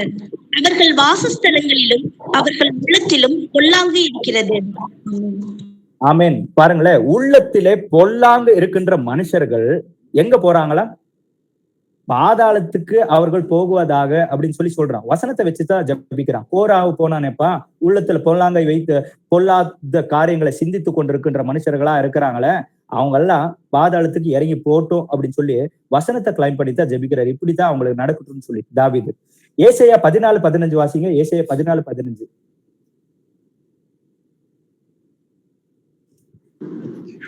ஆனால் அகாதமான பாதாளத்திலே தள்ளுண்டு போனாய். ஆமென். ஆமென். சோரின் அதிபதியை நோக்கி ஏசியா வசனத்துல நம்ம இந்த இடத்துல பாக்குறோம் பாருங்களேன். இங்க பிசாசு ஒரு அரசனுக்குள்ள வாசம் செய்யறான் இல்லைங்களா? அப்போ அந்த அரசன் வந்துட்டு பிசாசா இருக்கட்டும், அவன் எந்த இடத்துக்கு போவான்? பாதாளத்துக்கு, எரி நரகத்துக்கு போவான் அப்படின்னு சொல்லி எழுதப்பட்டிருக்கு. எரி நரகம் அப்படின்னு சொல்லி நம்ம பாக்குற ஒரு இடம் இருக்கு. அது ஏசப்பாவோட 2ஆம் வருகைக்கு அடுத்து ஏசப்பா 1000 வருஷம் அரசாட்சி நடக்கும் இல்லைங்களா? அந்த மூமெண்ட்ஸ்லயே பிசாசு வந்துட்டு ஏசப்பா பாதாளத்துல போட்டு அடுக்கி வைத்திருவாரு அப்படின்னு சொல்லி நம்ம பாக்குறோம். அடைத்து வைத்திருவாரு அப்படின்னு சொல்லி எழுதப்பட்டிருக்கு. பின்பு நியாய தீர்ப்பு எல்லாம் முடிஞ்சதுக்கு அடுத்து கீழ்ப்படியாத அந்த மக்களை அந்த அக்னி அந்த ஒரு பெரிய ஒரு இது இருக்கு இல்லைங்களா, அந்த இடத்துக்கு தான் ஏசப்பா போட்டுருவாரு. அந்த வசனத்தை நம்ம கவனிக்கலாம். மத்தாய் 5வது அதிகாரம் 22வது வசனத்தை வாசிங்க. மத்தாய் 5:22. நான் உங்களுக்கு சொல்லுகிறேன், தன் சகோதரனை நியாயமில்லாமல் கோபித்துக் கொள்பவன் நியாய தீர்ப்புக்கு ஏதுவாய் இருப்பான். தன் சகோதரனை வீணன் என்று சொல்லுகிறவன் ஆலோசனை சங்க தீர்ப்புக்கு ஏதுவாய் இருப்பான். மூடனே என்று சொல்லுகிறவன் எரி நரகத்துக்கு ஏதுவாய் இருப்பான். ஆமென். ஆமென். எரி நரகத்துக்கு ஏதுவா இருப்பான் அப்படின்னு சொல்லி, எப்படி மூடனே என்று சொல்லுகிறவன் அப்படின்னு சொல்லி எழுதப்பட்டிருக்கு. யாருக்கு எழுதப்பட்டது இதெல்லாமே? சீஷர்கள் தேவனை அறிந்த பின்பும் ஏதோ வாயின் அடுக்கம் இல்லாம தன்னுடைய இருதயத்தை வஞ்சிக்கின்றவனா இருக்கின்ற மனுஷனுக்கு எழுதப்பட்ட விஷயங்கள் தான். அப்படின்னா அந்த எரி நரகத்துக்கு உள்ளாகிறவர்களா நம்ம யாருமே இருக்கக்கூடாது இல்லைங்களா? அப்படின்னா ஆண்டவராகிய இயேசு கிறிஸ்து அவர் முதல் வருகையில வந்த பின்பு தன்னை அறிந்தும் அவருடைய சத்தத்துக்கு செவி சாய்க்காதவர்களுக்கு அவர் பாதாளத்துக்கு செல்வாங்களா, இல்லைன்னா வந்துட்டு அந்த எரி நரகத்துக்கு போவாங்களான்னா எரி நரகத்துக்கு போயிருவாங்க அப்படின்னு தானே வசனம் சொல்லுது. சரி, சங்கீதம் 55:23 வாசிங்க. சங்கீதம் 55:23. தேவனே, நீர் அவர்களை அழிவின் குழியில் இறங்க பண்ணுவீர். இரத்த பிரியரும் சூதுள்ள மனுஷரும் தங்கள் ஆயுளின் நாட்களில் பாதி வரைகிலாட்டிலும் பிழைத்திருக்க மாட்டார்கள். நானும் உம்மை நம்பி இருக்கிறேன். ஆமென். ஆமென். பாருங்களேன், ரத்த பிரியர்களும் சூதுள்ள மனுஷர்களும் அப்படின்னு சொல்லி எழுதப்பட்டிருக்கு. சூதுள்ள மனுஷர்கள்னா யாரு? வஞ்சிக்கிறவர்கள். நம்மளுக்குள்ள யாருன்னா வஞ்சிக்கப்பட்டிருந்தோம்னா சந்தோஷப்படுங்க. வஞ்சிக்கப்பட்டவர்களுக்கு பரலோக ராஜ்யத்துக்குள்ள ஸ்தலம் இருக்கு.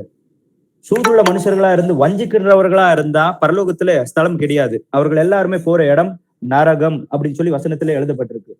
சரி, லூக்கா 16:22-23 வசனத்தை வாசிங்க. லூக்கா 16:22-23.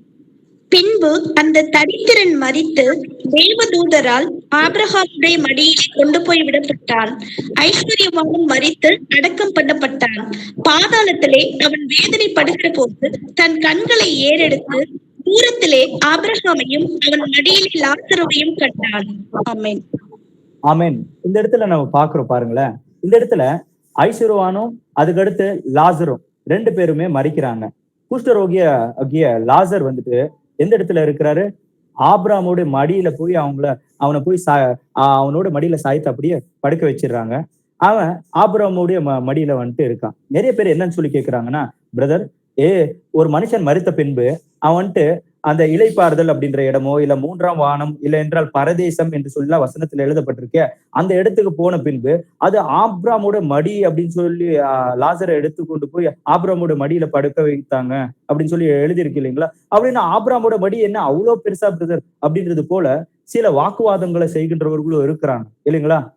அதுலயும் சீஷர்களா இருக்கிறவங்க இல்ல, தேவனுடைய ஆவி இல்லாதவர்களா இருக்கிறவங்க தான் இப்படிப்பட்ட வாக்குவாதங்களை முன் வைக்கிறவங்களா இருக்கிறாங்க. ஆனா ஒரு விஷயத்த நம்ம புரிஞ்சுக்கணும். ஆபிரகாம் மரித்த பின்பு அவர் சரீரத்தை விட்டு பிரிஞ்சாரு. பிரிஞ்சதுக்கு அடுத்து அவர் சரீரத்துல இருந்தாரா இல்ல ஆத்மால இருந்தாரா அப்படின்னு சொல்லி கேட்டீங்கன்னா, ஆத்மால. அவர் சோல் தானே அந்த இடத்துல இருக்கு. அப்படின்னா அவருடைய இதுவும் அவருடைய மடியில வந்துட்டு சாய்த்து வைத்தாங்க அப்படின்னு சொல்லி எழுதப்பட்டிருக்குன்னா என்னவா இருக்கும் அப்படின்னு சொல்லி கேட்டீங்கன்னா, ஆமா, இதுக்கு கூட விளக்கம் வசனத்துல எழுதப்பட்டிருக்கு. என்ன அப்படின்றத வசனத்தின் மூலியமா தெரிஞ்சுக்கலாம். கலாத்தியர் 4:26-28. கலாத்தியர் 4:26-28. மேலும் மேலான எருசலேமோ சுயாதீனம் உள்ளவள், அவளே நம்ம எல்லாருக்கும் தாயானவள். அந்தபடி பிள்ளை பெறாத மலடியே மகிழ்ந்தது, கர்ப்ப வேதனைப்படாதவளே களிப்பாய் எழும்பி ஆசிரியே. புருஷன் உள்ளவளை பார்க்கிறோம், அநாத ஸ்திரீக்கு அதிக பிள்ளைகள் என்று எழுதியிருக்கிறது. சகோதரரே, நாம் ஈசாக்கை போல வாக்குத்தத்த பிள்ளைகளாய் இருக்கிறோம். ஆமென். பிள்ளை பெறாத மலடியே நீ சந்தோஷப்பட்டு களி கூறு அப்படின்னு சொல்லி சொல்றாங்க. என்ன பிள்ளை பெற்றிருக்கின்ற ஒரு மலடியா இருக்கின்றது யாரு அப்படின்னு சொல்லி கேட்டீங்கன்னா, இதோ மேலான எருசலேம் அப்படின்னு சொல்லி எழுதப்பட்டிருக்கு இல்லைங்களா? மேலான எருசலேம் தான் நமக்கு தாய் அப்படின்னு சொல்லி. எப்படி நம்ம மேலான எருசலேம், ஆவிக்குரிய எருசலேம் அப்படின்றது ஒண்ணு இருக்கா? ஆவிக்குரிய இஸ்ரேல் அப்படின்றது ஒண்ணு இருக்கா அப்படின்னு சொல்லி கேட்டீங்கன்னா, ஆமா இருக்கு. அது வேற யாரும் கிடையாது. ஆபிரகாமுடைய விசுவாசம் எப்படி இருந்துச்சோ, ஆண்டவருடைய சத்தத்துக்கு செவி சாய்த்து எப்படியாக ஆண்டவரே சாய்ந்து அவருடைய ஆவினால் நடத்தப்பட்டு அவனுடைய போராட்டத்தை இந்த உலகத்துல முடித்து அவன் எப்படி இப்போ வந்துட்டு அந்த ஒரு அந்த பாரடைஸ் அப்படின்ற அந்த இடத்துல இல்லை என்றால் அந்த ஒரு சந்தோஷமா இருக்கின்ற அந்த ஒரு இடத்துக்குள்ள 3ஆம் வானம் என்று சொல்ல எழுதப்பட்டிருக்கு இல்லைங்களா? அந்த இடத்துல அவன் எப்படி சந்தோஷமா இருக்கிறானோ அந்த இடத்துக்கு செல்லுகின்றவர்கள் எல்லாருமே ஆபிரகாம் இருக்கிற அந்த இடத்துக்கு தான் போவாங்க. அதனாலதான் உன் சந்ததி அப்படின்னு சொல்லி கூட எழுதப்பட்டிருக்கு. ரோமர் 9வது அதிகாரம் 7வது வசனத்தை வாசிங்க. ரோமர் 9:7. அவர்கள் ஆபிரகாமின் சந்ததியாரானாலும் எல்லாரும் பிள்ளைகள் அல்லவே. ஈசாக்கின் இடத்தில் உன் சந்ததி விளங்கும் என்று சொல்லி இருக்கிறதே. ஆமென். ஆமென். அப்படின்னா மாம்சத்தின்படியாக ஆபிரகாமுக்கு பிள்ளையாக பிறந்தவர்கள் எல்லாருமே ஆபிரகாமோட கூட அவங்க போய் உயிர் தெழுந்து, இல்லைன்னா அந்த சரீரத்தை விட்டு பிரிந்த பின்பு ஆபிரகாமோட கூட போய் தேவனுடைய அந்த ராஜ்யத்துக்குள்ள, இல்லைன்னா அந்த இளைப்பாறுதலுக்குள்ள பிரவேசிக்க போறவர்களா இருக்க மாட்டாங்க. தேவனுடைய வசனத்தின் அடிப்படையில தேவனுடைய சத்தத்துக்கு செவிசாய்த்து ஆபிரகாமின் அந்த அடிச்சவர்களை பின்பற்றி அந்த விசுவாசத்தின் அந்த அடிச்சவர்களை பின்படுகிறவர்களா யார் இருப்பாங்களோ அவங்க தான் ஆவிக்குரிய முறையில ஆபிரகாமுடைய பிள்ளைகள் அப்படின்னு சொல்லி வசனம் சொல்லுது. இதுதான் யோவான் ஸ்நானிகன்னு சொல்றான். இல்லப்பா, ஆபிரகாமுக்கு பிள்ளைகளா இருக்கிறோமே, ஆபிரகாம் நம்மளுக்கு மூல பிதா இல்லைங்களா, அவர் முன் பித்திரு, அவர் எல்லாருமே எங்களுக்கு பித்திருகளா இருக்கிறாங்களே அப்படின்னு சொல்லலாம் நீங்க நினைக்காதீங்க. அதனாலலாம் நீங்க பரலோக ராஜ்யத்துக்குள்ள பிரவேசிக்க மாட்டீங்க.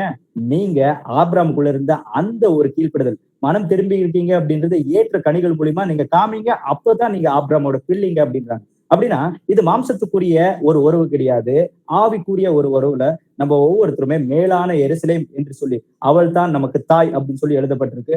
அப்படியா தான் ஆவிக்குரிய முறையில நாமும் ஆபிரகாமுக்கு பிள்ளைகளா இருப்போம். ஆபிரகாம் இருக்கிற அந்த இடத்துக்கு இந்த சரீரத்தை விட்டு பிரித்த பின்பு அந்த இடத்துல நம்மளும் இருப்போம். கலாத்தியர் 3வது அதிகாரம் 7-9. கலாத்தியர் 3வது அதிகாரம் 7-9. ஆகையால் விசுவாச மார்க்கத்தார்கள் எவர்களோ அவர்களே ஆபிரகாமின் பிள்ளைகள் என்று அறிவீர்களாக.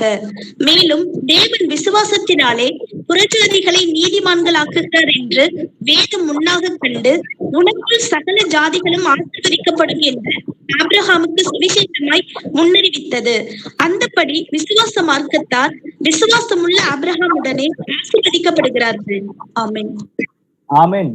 விசுவாசிக்கிறவர்கள் தான் ஆபிரகாமோட சந்ததி அப்படின்னு சொல்லி வசனம் முடிக்குது. அப்படின்னா யாரெல்லாம் அவங்களுடைய சரீரத்தை விட்டு பிரிந்த பின்பு அந்த ஆபிரகாம் இருக்கிற இடத்துக்கு போவாங்களா? ஆபிரகாமை போல கீழ்ப்படுதலோட கர்த்தருடைய சத்தத்துக்கு செவிசாய்த்து தனக்குள் பேசுகின்ற தேவ ஆவியானவருடைய சத்தத்துக்கு செவிசாய்த்து அதன்படியாக நடந்தவர்கள், கண் போகுகின்ற போக்கின்படியாக தங்களுடைய வாழ்க்கையை தேர்ந்தெடுத்து கொண்டு நடக்கின்றவர்கள் அல்ல. இதோ காணப்படாதவர்களோ அனித்தியமானவைகள் அப்படின்னு சொல்லி எழுதப்பட்டிருக்கு. காணப்படுகின்ற இந்த உலகம் அது நித்தியமானவை. அது கொஞ்ச காலம் இருக்கும், அதுக்கு அடுத்து அழிஞ்சிடும். பேர், புகழ், படிப்பு, இன்னைக்கு நம்ம என்னெல்லாம் சம்பாதிக்கணும், எதெல்லாம் கிடைக்கல அப்படின்னு சொல்லி டிப்ரெஷன்லயும் சில பேர் போயிருக்கிறாங்க. என்ன அப்படின்னு சொல்லி கேட்டீங்கன்னா, இன்னும் இது ஆண்டவரை நான் அங்கீகரிச்சு இவ்வளவு வருஷம் ஆச்சு, இவ்வளவு இதாச்சு, எதுவுமே நல்லது நடக்கலையே, நானும் ஆண்டவர்கிட்ட ஜபிச்சுட்டு தாப்பா இருக்கேன், ஆனாலும் எதுவுமே நடக்க மாட்டேங்குது, அதனாலதான் எனக்கு வந்துட்டு ஜபிக்கவே மனசு வர மாட்டேங்குது, நான் ஜபிச்செல்லாம் ரொம்ப நாள் ஆயிடுச்சு அப்படின்றது போல சில பேரு ஆண்டவர் வச்சு பெரிஞ்சவங்களும் இருக்கிறாங்க. அவங்க நோக்கம் சரியா இருக்கணும் இல்லைங்களா?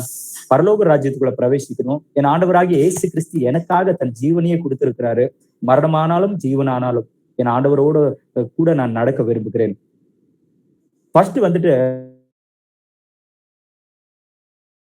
ஆண்டவரை அங்கீகரிச்சு நடக்கும்போது ஆண்டவராகிய இயேசு கிறிஸ்துவ சொந்த ரட்சகரா ஏற்றுக்கொண்ட அந்த யூதர்களுடைய, அந்த இஸ்ரேல் ஜனங்களுடைய மக்களுடைய நிலைமைகள் எல்லாம் எப்படி இருந்துச்சு அப்படின்னு சொல்லி, இதோ இயேசு கிறிஸ்துவ மேசையா என்று சொல்லி யாருன்னா ஏற்றுக்கொண்டு இருந்தா அவங்கள வந்துட்டு எக்ஸ்கம்யூனிகேஷன் பண்ணணும், அவங்கள சபையில இருந்து வெளியேற்றணும், அவங்களுக்கு எதுவுமே கொடுக்க கூடாது, அவங்களுக்கு எந்த தகுதியும் இல்லை, அவங்களை வேலைக்கு வைத்துக்க கூடாது, அவங்களை தீட்டானவங்க.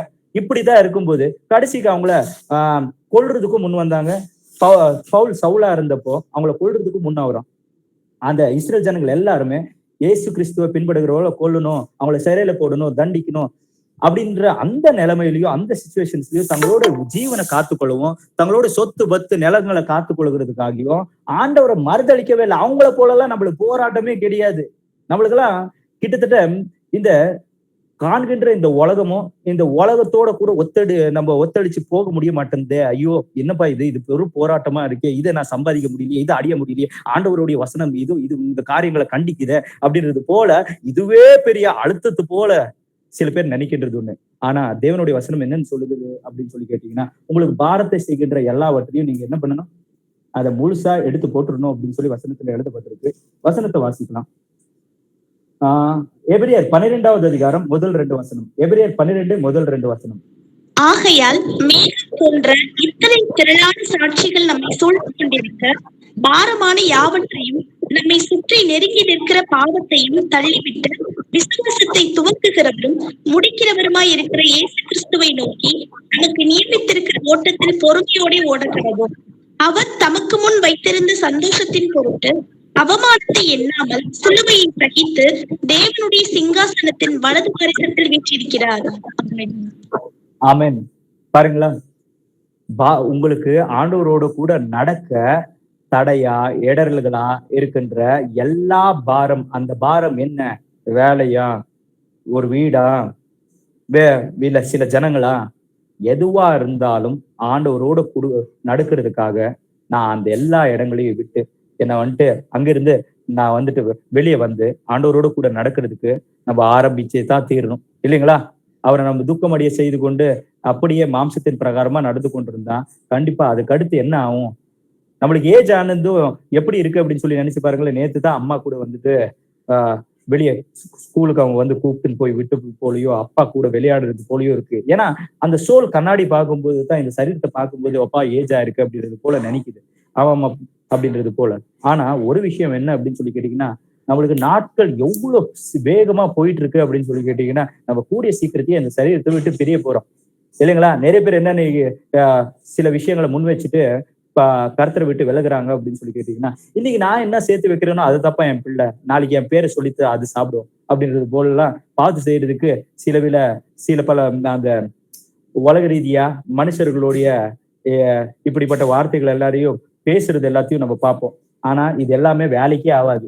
நம்ம சோல், நம்ம ஆத்மா இருக்கு இல்லைங்களா, அது கெட்டுரும். என்னுடைய வழியை என் பிள்ளையும் தேர்ந்தெடுத்துக் கொள்வான், அதுக்கடுத்து அவனுடைய ஆத்மாவும் கூட அந்த இடத்துக்கு தான் போகும். அதுக்காகவும் ஆண்டவர் நம்மளுக்கு பிள்ளையை கொடுத்தாங்க? கண்டிப்பா கிடையாது. என்னுடைய ஆத்மா பரலோக ராஜ்யத்துக்குள்ள பிரவேசிக்கணும் அப்படின்னு சொல்லி ஆபிரகாம் நினைச்சாரு. என் பிள்ளையோட ஆத்மாவும் அங்கதான் பிரவேசிக்கணும் அப்படின்னு சொல்லி அதே பாதியை அவங்களுக்கும் காமிச்சு கொடுத்ததுனால வீடு கட்டுறதுக்கு இல்ல, அவங்க ஒவ்வொருத்தருமே கூடாரங்களில் அவர்கள் வாசம் செய்தார்கள் அப்படின்னு சொல்லி எழுதப்பட்டிருக்கு, இல்லைங்களா? கூடாரத்துலதான் அவங்க வாசம் செய்து கொண்டு ஆண்டவருடைய வசனங்களை எப்படிப்பா நிறைவேற்றி நான் பரலோக ராஜ்யத்துக்குள்ள நான் வந்துட்டு பிரவேசிக்கணும், என்னுடைய அப்பா எங்க போனாரோ அந்த இடத்துக்கு நானும் போகணும், அவரை போல கீழ்ப்படுதலா நான் நடக்கணும். ஆண்டவரும் அதே விஷயத்த சொல்றாரு ஈசாக்குக்கு. என்ன, உன் தகப்பன் எப்படி என்னுடைய சத்தத்துக்கு செவி சாய்த்து என் கட்டளைகளை நிறைவேற்றி எப்படி என்னோட அந்யோன்யமா நடந்தாங்களோ அதன்படி நீயும் நடந்தா நான் உன்னோட இருந்து நான் உன்னை வழி நடத்துறேன் அப்படின்னு சொல்லி சொன்னாரு, இல்லைங்களா? சரி, இப்போ ஒரு மனுஷனுடைய சரீரம் விட்டு அந்த சரீரத்தை விட்டு பிரிஞ்ச நேரத்திலேயே ஒரு நீதிமானுடைய சரீரம் விட்டு பிரியுது. பிரிஞ்சதுக்கு அடுத்து அது எந்த இடத்துக்கு போகுது? இளைப்பாறுதலுக்குள்ள பிரவேசிச்சிடும். இளைப்பாறுதல் அப்படின்ற அந்த ஸ்தலம் எங்க இருக்கு அப்படின்னு சொல்லி கேட்டீங்கன்னா, ஒரே ஒரு வசனத்தை வாசிக்கலாம். லூக்கா 23:43. லூக்கா 23:43 கடைசியா 2 வசனத்தை வாசிக்கலாம். இயேசு அவனை நோக்கி, இன்றைக்கு நீ என்னுடனே கூட பரதீசில் இருப்பாய் என்று மெய்யாகவே உனக்கு சொல்லுகிறேன் என்றார். ஆமென். ஆமென். ஏசப்பா என்னன்னு சொல்றாரு கல்வனை பார்த்து? இதோ இன்றே நீ என்னோட கூட பரதேசத்துக்குள் இருப்பாய். ஏசப்பா யாரு? நீதிமானா இருக்கிறாரு. அவருடைய சரீரம் நிச்சயமா அவரு இந்த பூமியில வந்துட்டு அடக்கம் செய்யப்பட்டது உண்மைதான், இல்லைங்களா? அந்த குகையில ஏசப்பாவை போய் அடக்கம் செய்து வைத்தாங்க. அவரோட சரீரம் எங்க இருந்துச்சு? அந்த குகைக்குள்ள இருந்துச்சு. அதுக்கடுத்து அவருடைய ஆத்மா எங்க போகும்? நீதிமானுடைய ஆத்மா. ஏசப்பா கிளியரா சொல்றாரு, நீ இன்றே என்னோட கூட பரதேசத்துக்குள் இருப்பாய் அப்படின்னு சொல்லி. இதே இந்த வசனத்தோட ஒப்பிட்டு நீங்க நிறைய இடத்துல பார்க்க முடியும். மூன்றாம் வானம், தேர்ட் ஹெவன் அப்படின்னு சொல்லலாம். 1 கொரிந்தியர் அப்படின்னு சொல்லி நினைக்கிறேன் 15வது அதிகாரத்துல 51, 52 வசனங்கள்ல எழுதப்பட்டிருக்கு. பட் அந்த வசனம் எல்லாம் இப்போ வாசிக்கிறது வேணாம். அதுக்கடுத்து நீங்க ரெவலேஷன் 2வது அதிகாரம் 7வது வசனத்துல வாசிக்கும் போது கூட அந்த இடத்துல பரதேசத்துக்குள்ள இருக்கின்ற அந்த ஜீவ விருட்சத்தின் கனியை உங்களுக்கு புசிக்க கொடுப்பேன், யார் ஜெயம் பெறுகிறானோ அவனுக்கு அந்த ஜீவ விருட்சத்தின் கனியை புசிக்க கொடுப்பேன் அப்படின்னு சொல்லி சொல்றாங்க. அந்த இடத்துல என்னன்னு சொல்லி எழுதப்பட்டிருக்குன்னா, அந்த இளைப்பாறுதல் அப்படின்னு சொல்லி எழுதப்பட்டிருக்கு, இல்லைங்களா? இளைப்பாறுதல் இல்லை என்றால் பரதேசம் அப்படின்னு சொல்லி பரதேசத்துக்குள் இருக்கிற அந்த ஜீவரட்சத்தின் கனியை கொடுப்பேன் அப்படின்னு சொல்லி இருக்கிறாங்களே. அந்த பரதேசம் அப்படின்ற அந்த இடத்துக்கு உண்டான அந்த அர்த்தம் என்ன அப்படின்னு சொல்லி எழுதப்பட்டிருக்குன்னா, ஜாய்ஃபுல் கார்டன் அப்படின்னு சொல்லி எழுதியிருக்கும். பிஎஸ்ஐ வெர்ஷன்ல கீழே ரெஃபரன்ஸ்ல எழுதியிருப்பாங்க ஜாய்ஃபுல் கார்டன் அப்படின்னு சொல்லி. அப்படின்னா சந்தோஷமான ஒரு இடம். அப்போஸ்தலனாகிய பவுல் கூட ஆவிக்குள்ளாகி அவன் அந்த 3ஆம் வானத்துக்கு போன பின்பு மனுஷர்களுடைய புத்திக்கு எட்டாவதும் புரிஞ்சு கொள்ள முடியாததா இருக்கிற சில பாஷைகளை அவங்க பேசுறத கண்ட அப்படின்னு சொல்லி கேட்ட அப்படின்னு சொல்லி சொல்றான், இல்லைங்களா? அவன் கண்டதையும் கேட்டதையும் அந்த புஸ்தகத்துல எழுதியிருக்கான். அப்படின்னா அந்த இடத்துல ஏசப்பா சொல்றாரு, நான் அங்க இருக்கேன் அப்படின்னு சொல்லி சொல்றாரு. அதுக்கடுத்து வந்துட்டு அதுக்கு ஜாய்ஃபுல் கார்டன் அப்படின்னு சொல்லி பேரு. அதுக்கடுத்து வந்துட்டு தேர்ட் ஹெவன் அப்படின்ற அந்த இடத்துல போன அப்போஸ்தலனாகிய பவுல் சொல்றாரு, அங்க பேசிட்டு இருக்கிறாங்கப்பா, பேசுனத எல்லாத்தையும் நான் கேட்டேன், ஆனா அது எனக்கு புரியல, என்ன பேசுனாங்க அப்படின்றது. மனுஷனுடைய புத்திக்கு எட்டாததா இருக்கிற நிறைய விஷயங்களை அந்த இடத்துல இருந்ததை நான் வந்துட்டு கேட்டேன், பார்த்தேன் அப்படின்னு சொல்லி சொல்றாரு. அப்படின்னா அந்த இடத்துல ஏசப்பா இருக்கிறாரு. அப்படின்னா அந்த இடத்துல ஒரு சந்தோஷம் இருக்கு அப்படின்றது இந்த இடத்துல புரிஞ்சுக்க முடியுது. வெறும் சந்தோஷம் கிடையாது, வெறும் எப்போ பார்த்தாலும் வெறும் சந்தோஷம் மட்டும்தான் இருக்கும். அப்படின்னா ஏபேலோட நிலைமையை நினைச்சு பாருங்களேன். ஏபேல் வந்துட்டு மரிச்சான் நேரமே அவனுடைய ஓட்டத்தை அவன் முடிச்சான். இந்த உலகத்துல அவனுக்கு நடந்தது அநியாயம் தான். அவனுக்கு ஒரு அநியாயமான ஒரு மரணம் நேரிட்டுடுச்சு. ஆனா அந்த சோல் அந்த சரீரத்தை விட்டு பிரிஞ்ச பின்பு அவனுடைய சோல் அப்படின்ற அந்த ஏபேல் எங்க இருக்கிறான்? அவன் வந்துட்டு அந்த இளைப்பாறுதலுக்குள்ள பிரவேசிச்சுட்டான். அந்த சந்தோஷ் ஜாய்ஃபுல் கார்டன் அப்படின்னு சொல்லி எழுதப்பட்டிருக்கின்ற அந்த இடத்துலயும், தேர்ட் ஹெவன் அப்படின்ற அந்த இடத்துலயும் ஏசப்பா அந்த இடத்துல இருக்கிறாரு அப்படின்னு சொல்லி எழுதப்பட்டிருக்கு. அப்படின்னா அந்த இடத்துல சந்தோஷமா இருக்குவாங்க இல்லைங்களா? எல்லாருமே சந்தோஷமா இருக்காங்க. ஏசப்பாவோட 2ஆம் வருகைக்கு அடுத்து அவங்களுக்கு ஒவ்வொருத்தருக்குமே மகிமையின் சரீரம் கிடைக்கும். அந்த மகிமையின் சரீரத்தோட இந்த உலகத்துக்கு வருவாங்க. இந்த உலகத்துக்கு நாமளும் கூட அந்த மகிமையின் சரீரத்தை இந்த சரீரத்தை மேல தரித்து கொண்டவர்களாக நாமும் கூட இந்த உலகத்துல 1000 வருஷம் அரசாளுவோம். அப்படின்னா அந்த சந்தோஷம் அப்படின்றது இந்த சரீரத்தை விட்டு பிரிந்த பின்பே ஏசப்பா அந்த ஒரு சந்தோஷத்தை நம்மளுக்கு கொடுத்துருவாரு இல்லைங்களா? அந்த ஜாய் அப்படின்றது அந்த நிமிடத்துல இருந்தே நம்மளுக்கு ஆரம்பிச்சிரும். எவ்வளவு சந்தோஷமான விஷயம் பாருங்களேன். அதனாலதான் வெளிப்படுத்தல் புத்தகத்துல இப்படி எழுதப்பட்டிருக்கோம். அந்த ஒரே ஒரு வசனத்தை வாசிச்சுட்டு இந்த பைபிள் ஸ்டடியை நம்ம நிறைவு செய்யலாம். வெளிப்படுத்தல் 14வது அதிகாரம் 13வது வசனம். வெளிப்படுத்தல் 14:13. பின்பு பரலோகத்திலிருந்து ஒரு சத்தம் உண்டாக கேட்டேன். அது, கர்த்தருக்குள் மரிக்கிறவர்கள் இது முதல் பாக்கியவான்கள் என்று எழுது. அவர்கள் தங்கள் பிரயாசங்களை விட்டு ஒழிந்து இளைப்பாறுவார்கள். அவர்களுடைய கிரியைகள் அவர்களுடைய கொடுப்போம். ஆவியானவரும் திரும்ப கட்டுகிறார் என்று சொல்லிற்று. ஆமென். ஆமென். கர்த்தருடைய பிள்ளைகளா மரிக்கிறவர்களுக்கு பாக்கியவான் என்று சொல்லி எழுது. அவர்களுடைய கஷ்டங்கள் தீர்ந்தது, ஒளிந்தது இல்லைங்களா? இந்த கஷ்டங்களை எல்லாத்தையும் தீர்ந்து அங்கிருந்து வெளியே வர்றதுக்காக தவறான பாதைகளை நிறைய பேர் தேர்ந்தெடுத்துக்கிறாங்க.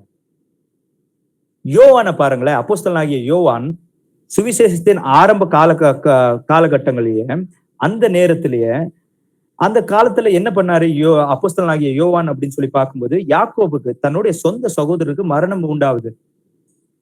அந்த இடத்துல ஏரோது அவனுடைய அண்ணனை வந்துட்டு கொல்றான். கொன்னதுக்கு அடுத்து அதை வந்துட்டு ஒரு பகையா வச்சுட்டோ இல்லலாம் ஐயோ ஆண்டவரை சொந்த ரட்சகரா ஏற்றுக்கின்றதுக்கும் சுவிசேஷத்தை அறிவிச்சிட்டு இருக்கிறதுக்காக ஐயோ என் சொந்த அண்ணனே எப்ப பார்த்தாலும் என் நல்ல நான் விசுவாசித்து எப்பவும் என் கூட இருந்த என் அண்ணனே மறைச்சிட்டாரு அப்படின்னு சொல்லி உடஞ்சு போல. ஏன்னா அவங்களுக்கு என்ன அடுத்து என்ன நடக்க போகும், என் அண்ணன் எப்படி இருக்கா, அந்த சரீரத்தை விட்டு பிரிஞ்சதுக்கு அடுத்து அவன் எப்படி இருக்கான், எல்லாமே யோவானுக்கு தெரியும். அவன் விசுவாசத்துல இன்னும் உறுதியாத்தான் நின்னான். என் அண்ணா எப்படி வந்துட்டு கர்த்தருக்காக உண்மையா அவனுடைய ஓட்டத்தை முடிச்சுட்டு எப்படி பரலோக ராஜ்யத்துக்குள்ள எப்படி அந்த இளைப்பாறுதலுக்குள்ள பிரவேசித்து எப்படி கர்த்தரோட கூட இருக்கிறானோ, அப்படியாகவே நானும் கூட என் ஓட்டத்தை இந்த சரீரத்துல இருக்கிற வரைக்கும் கர்த்தருக்கு உண்மையா இருந்து அவருடைய ஆவினால் நடத்தப்பட்டு நிச்சயமா நானும் அந்த இடத்துக்கு போவேன் அப்படின்னு சொல்லி விசுவாசித்தான். அந்த விசுவாசத்தின் ஓட்டம் தான் நம்மளுக்குள்ளேயும் இருக்கணும் இல்லைங்களா? நிறைய பேர் எப்படி இருக்காங்க அப்படின்னு சொல்லி கேட்டீங்கன்னா, ஏதோ படகு ஒடிஞ்சு போயிருக்கிற மனுஷர்களுக்கு போல அந்த உமெனாயினும் அந்த அலெக்சாண்டர் அப்படின்ற அந்த மனுஷர்கள் அப்படிதான் இருந்தாங்களாம். உலகத்தை யோசிச்சு என்னப்பா இது இன்னும் எவ்வளவு காலம் தான் அப்படின்றது போல. அந்த ஜாய் அப்படின்றது கொஞ்ச நாட்கள் தான். நம்மளுக்கு எல்லாத்துக்குமே ஏசப்போட 2ஆம் வருகை எப்போ அப்படின்றது நம்மளுக்கு ஏசப்பா கிளியராவே தெரிவிச்சிருக்கிறாரு. இன்னும் கொஞ்ச நாள் தானே இல்லைங்களா? நம்ம அவருடைய வருகையில அவருடைய வலது பாசத்துல நிக்க போறோம். இல்லைன்னா இந்த சரீரத்தை விட்டு நம்ம பிரிஞ்சுதான் ஆச்சுனாலும் கூட அவரோட கூட இருப்போம். அந்த சந்தோஷத்திலிருந்து யாராலையும் நம்மள ஆண்டவர்கிட்ட இருந்து பிரிக்கவே முடியாது இல்லைங்களா? அதுக்குள்ள நம்ம பிரவேசிக்கிறதுக்காக நம்ம ஒவ்வொருத்தருமே ஏசப்பாவுடைய பலத்தினால நம்ம பிரயாசப்படலாம். கீழ்ப்படுதல் அப்படின்றது அந்த பிரயாசம். கீழ்ப்படுதல் விசுவாசம் அவர் மேல வச்சா போதும், மத்தது எல்லாத்தையும் அவரே பார்த்துப்பார். அதனாலதான் உள்ள வாசம் செய்கிறார். அப்படின்னா ஏசப்பா இவ்வளவு நேரமோ ஏதோ ஒரு மனுஷனுக்கு மரணம் நேரிட்ட பின்பு அந்த ஆத்மா எங்க போகும், நம்ம எங்க போகணும் எங்க போக கூடாது அப்படின்றத கிளியரா தன்னுடைய வசனத்தை கொண்டு நம்மளுக்கு சொல்லி கொடுத்திருக்கிறாரு.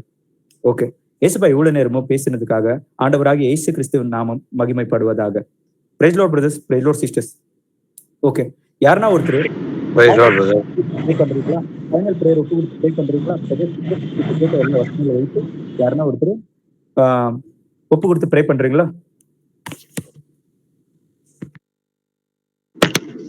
நான் பண்றேன் பிரதர். பண்ணுங்க சிஸ்டர். ஸ்தோத்திரம் ஏசப்பா, நன்றி ஏசப்பா. ஏசப்பா, உம்மை வாழ்த்துகிறோம், வணங்குகிறோம், உம்மை போற்றுகிறோம், புகழுகிறோம், உம்மை ஆராதிக்கிறோம், உமக்கு நன்றி செலுத்துகிறோம் ராஜா.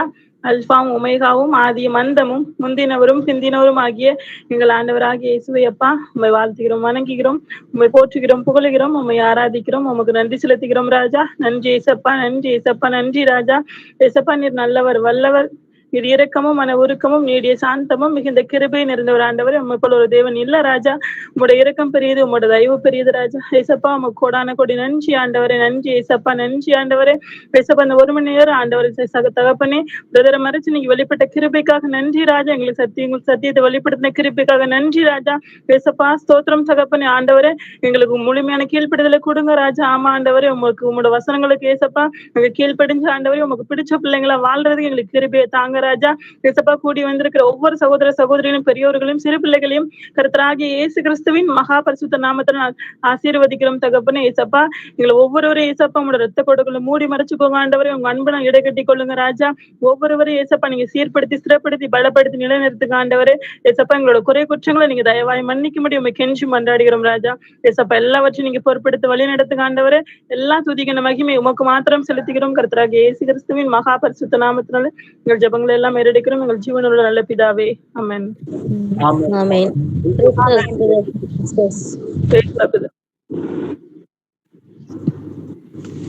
Praise the Lord, brother. Praise God, brother. Praise the Lord, brother.